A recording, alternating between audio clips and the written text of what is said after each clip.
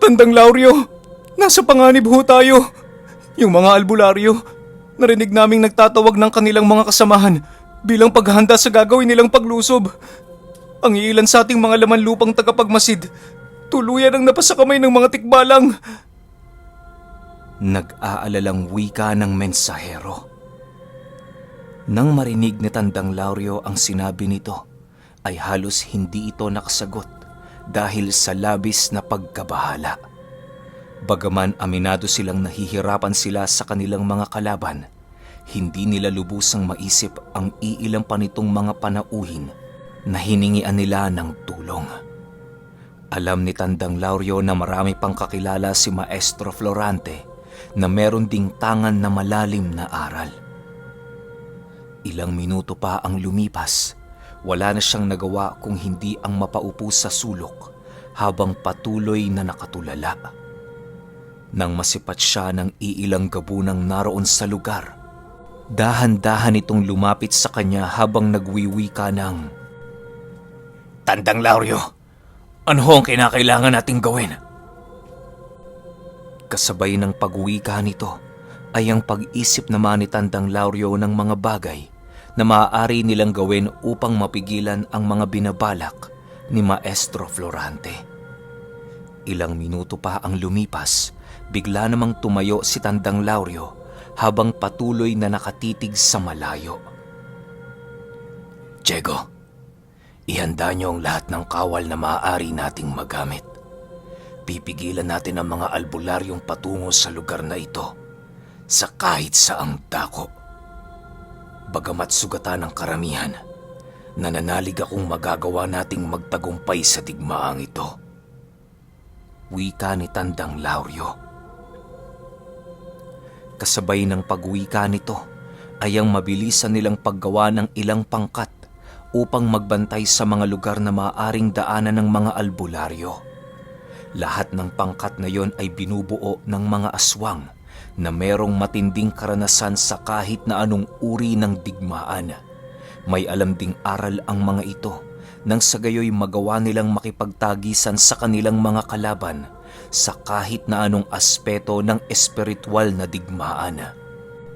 Bale, binubuo ng 7 katao ang bawat pangkat para kahit papaano'y magkaroon sila ng laban sa mga albularyo.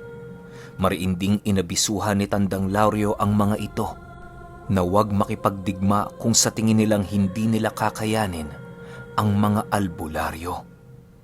Matapos niyang maipagbigay ang utos, agad din namang nagsilakad ang mga aswang patungo sa lugar na kanilang napagkasunduan.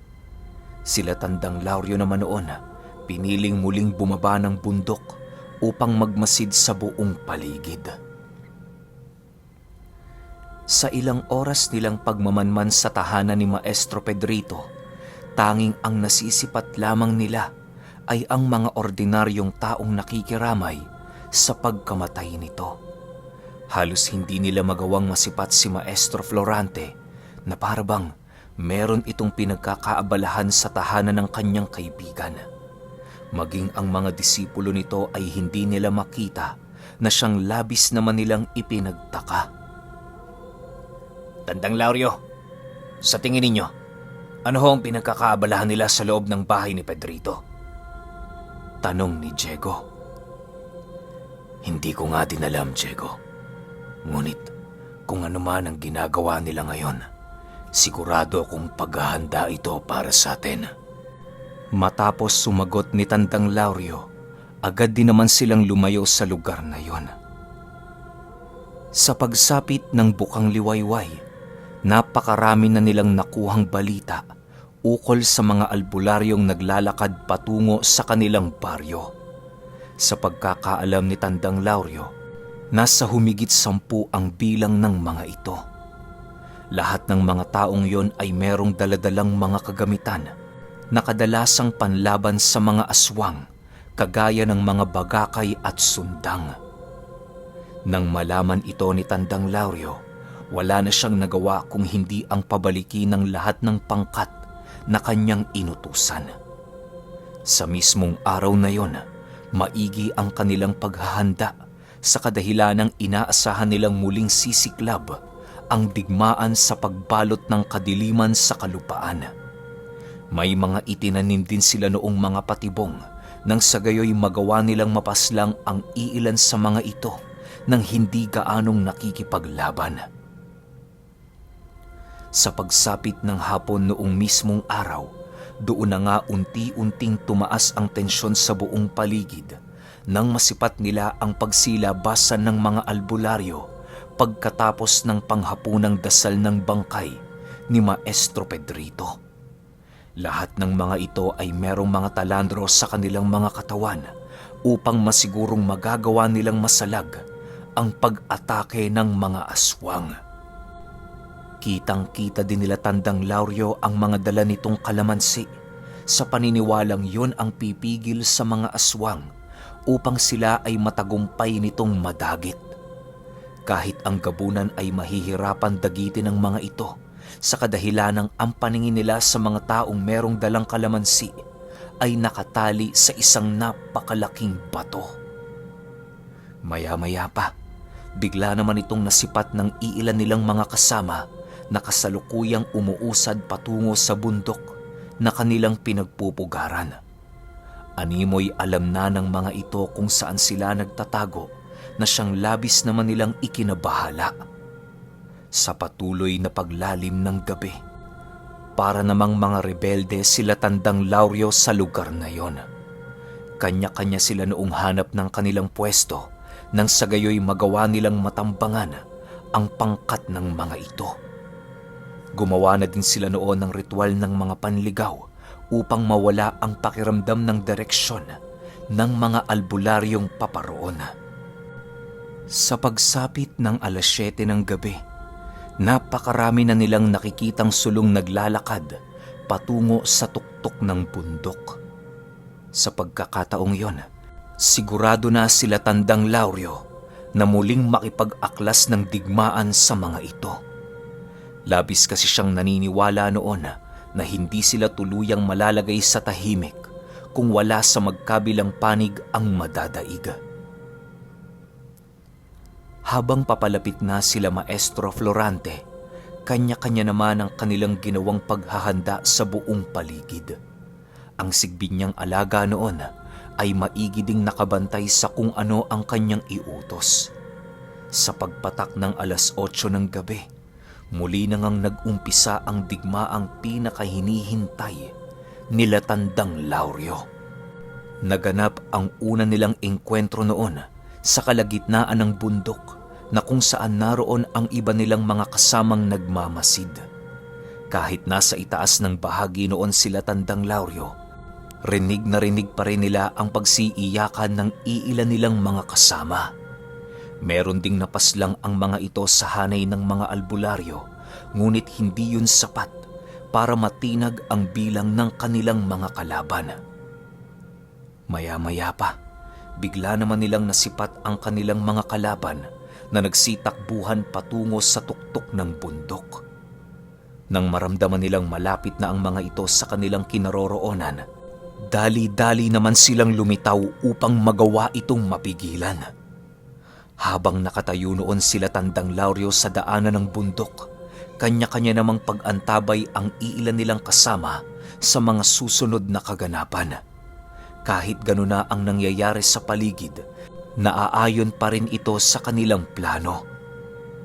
Ilang minuto pa ang lumipas, bigla naman silang napalingon sa kanilang kinatatayuan nang masipat nila ang paglapit ni Maestro Florante. Hawak-hawak nito ang isang garapon na sisidla ng mga kaluluwang kanyang nagapi sa labanan. Lauryo! Hindi maglalaon ito na ang magiging tahanan mo. Makinig ka sa akin. Kung ayaw mong wala ng ibang madamay sa labanang ito, isuko mo na ang iyong sarili. Wika ni Maestro Florante habang nakatayo sa kanyang harapan. Kasabay ng pagwika nito ay ang mabilisan nitong pagwasiwas ng kanyang latigo upang maipadama sa lahat ng aswang na naroon ang kanyang napakabigat na presensya. Dahil sa sinabi nito, pilit namang tinataga ni Tandang Lauryo ang kanyang sarili alang-alang sa kanyang pamilya. Labis kasi siya noong naniniwala na kapag hindi pa siya nalalagutan ng hininga, meron at meron pa ring uusbong na pag-asa. Dahil sa patuloy na pagtaas ng tensyon sa paligid, hindi na napigilan ng iilang kasama ni Tandang Lauryo ang sumugod sa mga albularyo. Kahit anong pakikipag-usap kasi ang gawin nila, alam nilang sarado na ang puso ng kanilang mga kalaban sa negosasyong kanilang inaasahan. Nang masipat naman ito ng iilang albularyo, wala nang nagawa ang mga panauhing yon kung hindi ang itaas ang kanilang mga sandata bilang tanda ng kanilang pakikipagbaka sa mga aswang. Noong mismong gabi, halos maligo ng dugo ang bundok na yon dahil sa tindi ng digmaang naganap. Pagsugod ng iilang kasama noon ni Tandang Lauryo, agad naman silang sinalubong ng mga tikbalang na merong daladalang mga sandata. Ang lahat ng dinaanan nito ay nagkandamatay-matay dahil sa tindi ng pag-ataking ginawa ng mga tikbalang. Ilang minuto pa ang lumipas, laking gulat na lamang ni Tandang Lauryo nang masipat niya ang iilan niyang kasama sa paligid na wala ng buhay. Kasama ng mga bangkay na yon ang iilang katawan ng mga albularyo na kasakasama ni Maestro Florante. Sa pagpapatuloy ng kanilang pakikipagdigma, ramdam na ramdam nila ang panganib ng kanilang pangkat. Halos maubos na noon ang karamihan sa kanyang mga kasama na siyang nagdulot sa kanya ng matinding trauma. Kitang-kita din ni Tandang Lauryo noon ang iilang mga aswang na patuloy sa kanyang humihingi ng tulong.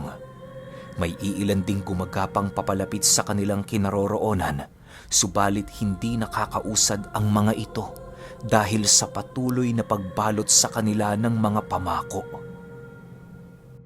Sa muling pagpalipad hangin ng mga usal ni Maestro Florante, agad din namang nagsibagsakan ang iilan sa kanyang mga gabunan na tila ba nahuli ng isang lambat.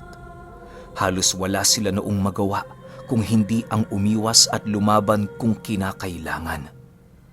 Maya-maya pa, bigla naman siyang natigilan sa kanyang kinatatayuan nang magwika ang kanyang kasangganang, Lauryo, maghintay ka. Darating ang tulong na hinahanap mo. Huwag kang mag-alala. Hindi kita hahayaang masawi sa digmaang ito. Kasabay ng pagwika nito ay ang muling pag-alulong ng kapre na siyang nagpayanig sa buong paligid. Nang maramdaman ito ng mga albularyo, agad din naman silang nagsikumpulan ng sagayoy magawa nilang mapaghandaan ang nalalapit na pagsugod ng kapre. Maging si Maestro Florante noon ay nakiramdam na din upang hindi sila masurpresa sa pag-atake ng nilalang. Matapos ang mga pangyayaring yon, naging hudyat naman ito para sa pangkat ni Tandang Lauryo na sumugod ng walang tigil sa mga albularyo. Patuloy ang kanilang ginawa noong pag-atake hanggang sa dumating ang puntong nakita nilang napapaatras na ang mga ito. Kahit may iilan noong namamatay, hindi pa rin nawawala ng pag-asa sila Tandang Lauryo na ipagtanggol ang kanilang sarili. Ilang minuto pa ang lumipas, napagpasyahan naman niyang gumawa ng hakbang upang putulin na ang puno ng mga albularyo. Pasimple siya noong sumuot sa mga nagsisitaasang puno nang sa gayoy makagawa siya ng isang sorpresang pag-atake sa lugar na kinaroroonan ni Maestro Florante. Habang ginagawa niya ang planong yon, maigi naman itong pinagtakpan nila Diego sa pamamagitan ng walang patid na pagsugod sa mga albularyo. Alam kasi nila noon na si Tandang Lauryo na lamang ang kanilang maaasahan upang matapos na ang nagaganap na digmaan. Kahit anong gawin nyo, hindi nyo kami mapapasunod sa inyong mga kagustuhan. Mas mabuti pang patayin nyo kami ng tuluyan kesa gawin nyo kaming mga alipin. Wika ni Diego habang patuloy na sinusunggaban ang iilang mga albularyo.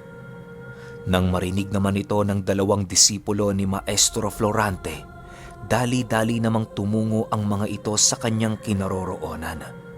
Kahit may kalaban pa siya noong albularyo, patuloy siya nitong sinunggaban hanggang sa dumating ang puntong tuluyan na siyang bumagsak sa lupa. Nang akmang tatayo pa siya noon, agad naman siya nitong hinawakan sa leeg at walang habas na ibinato sa mga puno. Kasabay ng pagbato ng isa sa mga ito ay ang paglapit naman ng isa pang tikbalang sa kanyang kinalagpakan. Inapakan siya nito ng inapakan hanggang sa dumating ang puntong napasukan na siya ng dugo.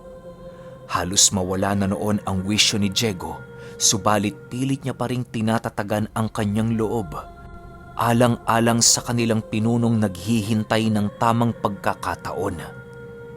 Ilang minuto pa ang lumipas, bigla namang naantala ang naganap na digmaan sa bundok nang biglang sumigaw ng napakalakas ang kapreng gumagabay kay Tandang Lauryo.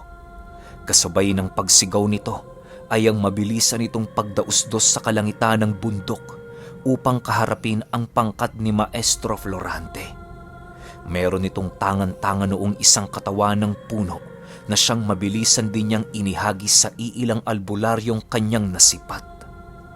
Sa pagtama ng puno sa katawan ng kanilang kalaban, ay halos mahulog naman ang mga albularyong tinamaan nito sa paanan. Labis-labis naman itong ikinagalit ng mga disipulo ni Maestro Florante kung kaya't hindi na nagawa ng mga ito na makapagtimpi sa kapre. Sabay-sabay nila ito noong sinugod hanggang sa tuluyan na itong manghina at bumagsak sa lupa. Muli na namang ininda ng kapre ang mga tama nito sa katawan habang dahan-dahang tumatayo. Ilang minuto pa ang lumipas, laking gulat na lamang ni Maestro Florante nang bigla siyang sinunggaban ni Tandang Lauryo sa kanyang kinaroroonan. Nag-aangil ito habang dahan-dahang nalalapnos ang kanyang balat dahil sa patuloy niyang pagyakap sa nagniningas na katawan ng maestro. Kahit aminado siyang labis na ang paghihirap niya noong nararanasan, pilit naman niyang tinatatagan ang kanyang sarili alang-alang sa kanyang mga kasama. Ilang minuto pa ang lumipas, halos hindi mapigilang matakot noon ni Tandang Lauryo nang maramdaman niyang dahan-dahan siyang iniaangat ni Maestro Florante. Nang tuluyan ng maiwaksi ni Maestro Florante si Tandang Lauryo sa kanyang balikat, agad din naman niya itong ibinalibag sa lupa. Sa puntong yon, muli na namang nanumbalik sa isipan ni Tandang Lauryo ang mga naganap noong digmaan.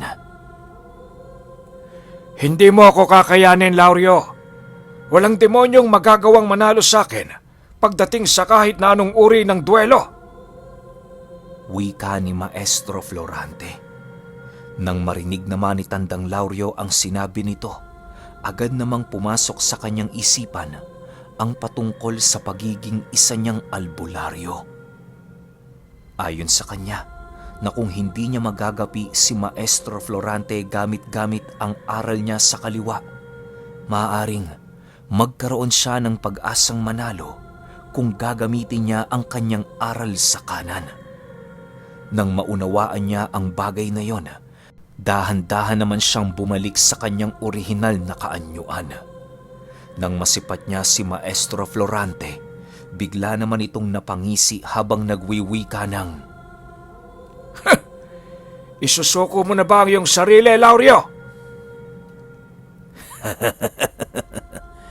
At sinong may sabi na susuko ako sa iyo?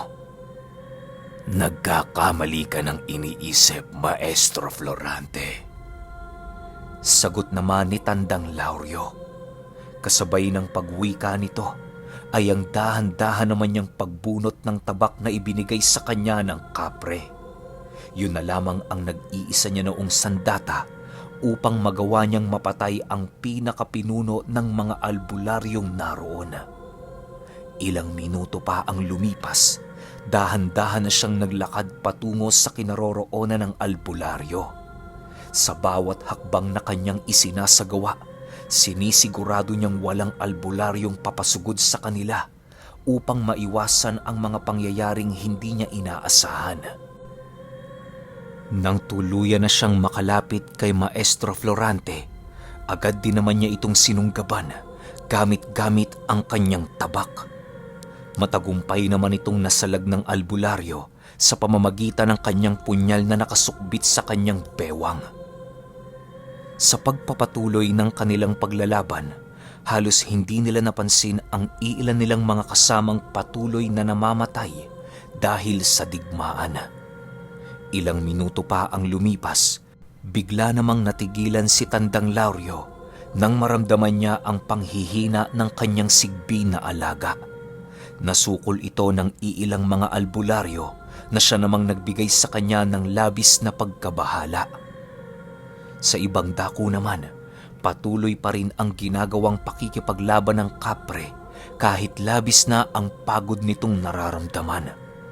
Hindi siya maaaring sumuko doon sa kadahilan ng alam niyang kakampi ang mga tikbalang sa kanilang maestro. Kung magagawa nitong makatakas sa kanyang mga kamay, maaaring yun din ang magiging katapusan ni Tandang Lauryo. Sa pagpapatuloy ng pakikipaglaban ni Tandang Lauryo, kung ano-ano ng mga dasal ang ibinabato sa kanya ni Maestro Florante. Hindi naman siya nagagawang maapektuhan ng mga ito sa kadahilan ng kasalukuyan siyang nasa kaanyuan ng isang ordinaryong tao. Ang tanging nararamdaman niya lamang sa mga usal nito ay ang pag-init ng kanyang balat at ang pagbigat ng kanyang pakiramdam. Halos nababahala na dinoon si Maestro Florante sa kadahilan ng hindi niya magawang magapi si Tandang Lauryo. Napakatuso mo talaga, Lauryo! Kung totoong matapang ka, huwag kang magkubli sa bendisyon ng Panginoon. Isa kang traidor sa ating uri. Labis kang tinatakwil at pinandidirian ng lahat ng albularyong naririto ngayon. Sigaw ni Maestro Florante habang patuloy na nakatitig kay Tandang Lauryo.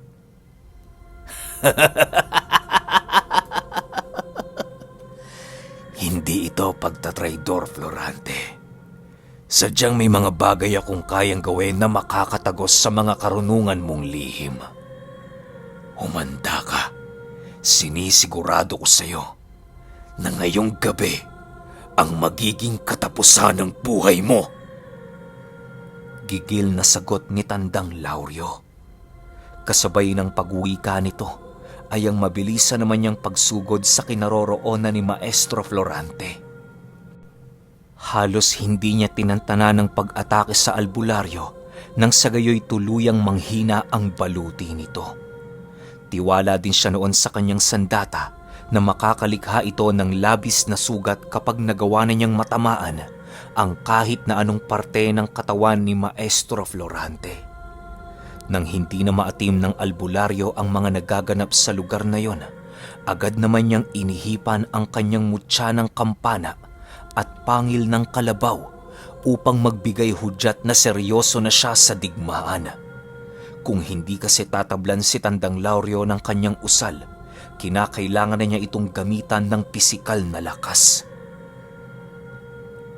Sa pagramdam ni Tandang Lauryo sa mutyang tangan-tangan nito, maiging pag-iingat naman ang kanyang isinagawa upang maiwasan ang mga mapanganib nitong pag-atake.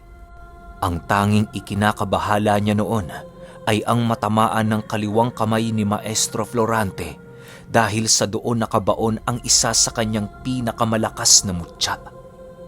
Ayon kay Tandang Lauryo na magagawa siya nitong mapaslang kapag nagkataong natanggap niya ang pinagsamang lakas ng mutya ng kampana at ngipin ng kalabaw.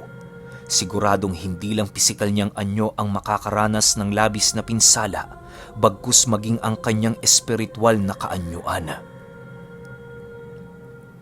Sa pagpapatuloy ng kanilang labanan, panay naman ang ginagawang pagtatangka ni Maestro Florante na siya ay mahawakan. Subalit dahil sa bilis na taglay ni Tandang Lauryo, bigo itong maisakatuparan ang kanyang nais. Nang makahanap ng pagkakataon si Maestro Florante na siya ay dakpin, Agad naman niya itong isinigawa ng walang pag-aalinlangan. Sa paghawak niya sa dalawang kamay ni Tandang Lauryo, mabilisan din naman niya itong ibinalibag sa lupa habang pinapasundan ng isang napakalakas na pagsipa. Sa pagtama nito sa katawan ng gabunan, ay halos kumalas na sa kanyang katawan ang kanyang sariling wisyo. Halos tumilapon din noon ang kanyang katawan sa pinakadulong bahagi ng gitna ng bundok. Matapos ang mga pangyayaring yon, pilit naman niyang itinayo ang kanyang sarili upang maipagpatuloy ang digmaan. Sa pangwakas na atake noon ni Maestro Florante, matagumpay naman itong nailaga ni Tandang Lauryo. Dali-dali siya noong kumaripas ng takbo papalayo sa albularyo nang sa gayoy magawa niyang makapagplano sa mga susunod niyang gagawin. Ilang segundo lamang noon ang lumipas nang muli niya namang masipat ang pagsugod ni Maestro Florante na parabang isang baliw na bakang nagwawala. Paglapit nito sa kanyang kinaroroonan, agad naman siya nitong inundaya ng saksak, subalit nagawa niya itong mailagan. Paulit-ulit ang ganoong pangyayari hanggang sa dumating ang puntong naabot na ng albularyong yon ang sukdulan ng kanyang lakas. Demonyo ka, Lauryo! Harapin mo ko! Hanggang kailan mo balak ilagan ng mga pag-atake ko? Galit na wika ni Maestro Florante habang naghahabol ng kanyang hininga. Matapos itong marinig ni Tandang Lauryo, dahan-dahan naman siyang tumayo ng tuwid habang sumasagot ng, "Hindi ako umiilag, Maestro Florante. Ang ginagawa kong yan ay isa lamang sa aking mga pamamaraan ng pakikipaglaban." Matapos nitong makapagwika, agad din naman itong sumugod sa kinaroroonan ng albularyo sa kadahilanang nasipat na niya ang labis-labis na panghihina nito. Okay, kala niya wala nang kasunod, no? Pero 9. Yung 10, meron din, mamaya pa yun. Medyo nakaka-relate ako sa part ng suntukan ni Tandang Lauryo tsaka ni, sino ba to? Maestro Florante. Kasi may ganyang kwento yung tatay ko eh. Share ko lang, mabilisan lang, sobrang bilis lang ito. Yung kalulololohan pa ng tatay ko, yung magkapatid, merong isang mutya ng kampana yung isa, ay hindi, kabalyerong puti yung isa, parang kay Tatay D. Tapos yung isa naman mutya ng saging, yung gamit. Tas trip lang nila kapag mahilig kasi mag-inuman yung dalawa. Tapos kapag nalalasing sila, nagkakasubukan sila ng karga. Kitang-kita raw yun, no, nung bata pa yung lolo ko nun. Kaso patay na yun ngayon lolo ko. Pinapanood niya yun, nagsusuntukan yung dalawa. Nakikita niya na sobrang lakas talaga ng sapak nung may kabalyerong puti kasi parang yumayanig yung hangin eh. Pero yung may mutya ng saging, patalon-talon lang sa kamao, sa balikat, sa ulo. Talagang hindi tinatamaan, talagang puro ilag lang yung ginagawa. Buong magdamag yun, ang kinaibahan lang, yung dalawa hindi napapagod eh. Dito kasi si Maestro Florante parang napagod, pero dapat hindi ito eh. Kasi mutya ng kalabaw yun, tsaka kampana, sa lakas yun, di ba? Pero malay natin, baka may ginagawang paghigop si Tandang Lauryo o dahil na rin sa edad. Di ba? Mahirap alamin kung ano eh. Pero malalaman natin kung sino mananalo sa gera sa 10 siguro or 11. Pahintayin na lang ako ha. Yun lang. Salamat.